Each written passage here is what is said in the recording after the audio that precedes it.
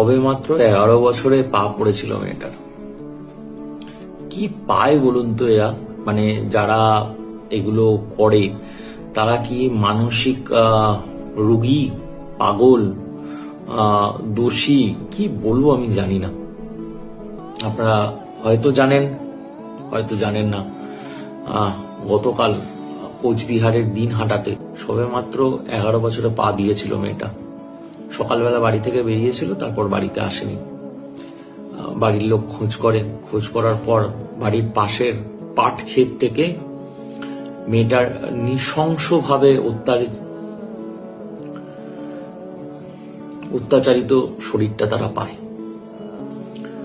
মেয়েটার পরনে যে প্যান্টটা ছিল সেই লেগিংসটাকে পেঁচিয়ে তাকে মারা হয় এবং মৃত্যুর আগে অবভিয়াসলি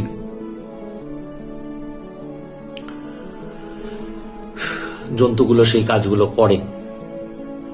কিছুদিন আগে বেহালাতেও একটা ঘটনা ঘটেছিল, অনেকদিন হয়ে গেল, শুনতে পেলাম না কি হয়েছে তার। সেই কেস করা হলো, সবকিছু আমি জানি না তারপরে কি হয়েছে। এইটা গতকাল ঘটেছে, কেস করা হয়েছে পক্সো মামলায়, পুলিশ গেছে, স্থানীয় নেতা গেছে। আমি দোষীদের কোনো দল হয় না, দোষীদের কোনো ধর্ম হয় না, দোষী দোষী হয়। আমি প্রতিদিন প্রচুর ছেলে মেয়েদেরকে আঁকা শেখাই, তার মধ্যে এই বয়সী ছেলেপুলেগুলো, ছোট ছোট ছেলে মেয়েগুলোকে আমি আমার নিজের হাতে বড় করছি। আমার সত্যি ভয় হয়, হঠাৎ করে এই জিনিসগুলো এত বেড়ে যাচ্ছে আমাদের রাজ্যে, আমাদের দেশে, সত্যি ভয় হয়। যে জন্তুগুলো এই কাজগুলো করেছে তাদেরকে ডিরেক্ট গুলি করে দেওয়া উচিত। কোনো কেস আদালত কিচ্ছু নয়, ডিরেক্ট এনকাউন্টার করে দেওয়া উচিত। আমি জানি না মিডিয়াতে এগুলো দেখাচ্ছে নাকি।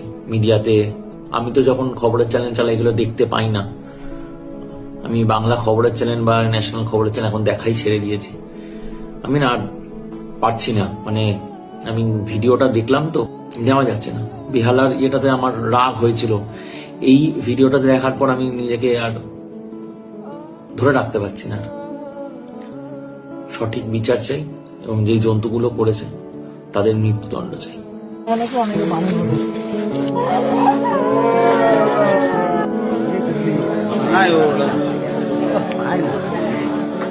প্রোগ্রাম হলে সেগুলো ব্যাপার হাসপাতালের ভিতরে